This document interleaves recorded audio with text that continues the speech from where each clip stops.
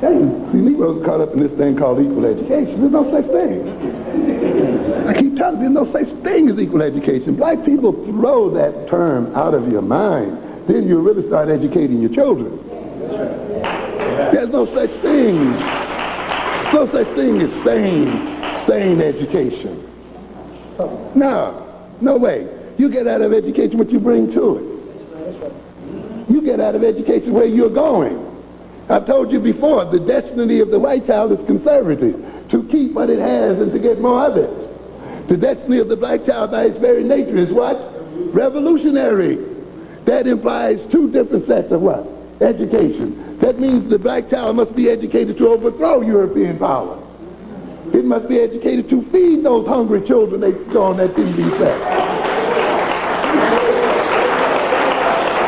That means you don't give them the same education. That means you don't rear them in the same way. That means you don't give them the same values. Get rid of that. That's going to kill you. These European books will kill you if you do not know how to read them correctly. Call it the same education. You get up there and you're taking these doggone tests, which is another thing you ought to get rid of and stop subjecting your children to, these so-called achievement tests. Yes, because you haven't answered the question yet. Who told you they had to read the same thing at the same time, at the same age? Who told you that? Why? Who said that? Who told you that, as I said before, that a class day has to last from 8:30 to 3 o'clock? Why can't it go to 7 or 8? Why can't it be on Saturdays? Why can't it be throughout the summer? Huh?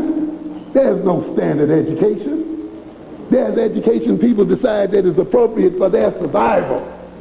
That's what it is. And we must see that as it is.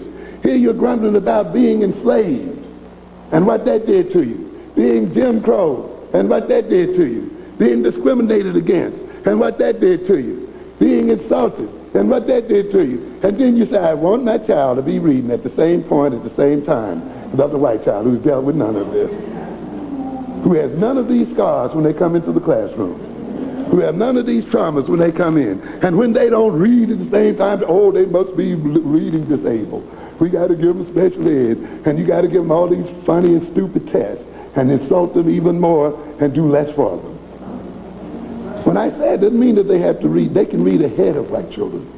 I'm not rationalizing them coming behind. But you got to cut this thing loose to get ahead first. You see? You got to recognize. You got to look and say, what has the European stolen from the character of African people? You see? That the enslavement period was a stealing of black people's minds. That job discrimination is not merely cutting a person off from income.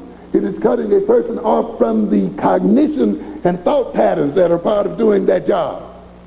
And therefore, people who are not engaged in jobs that deal with organization and development and research and thinking and so forth cannot transfer those abilities and skills to their children. So therefore, job discrimination is merely then not the robbing people of their wealth, but robbing them of their minds. And you have to understand that.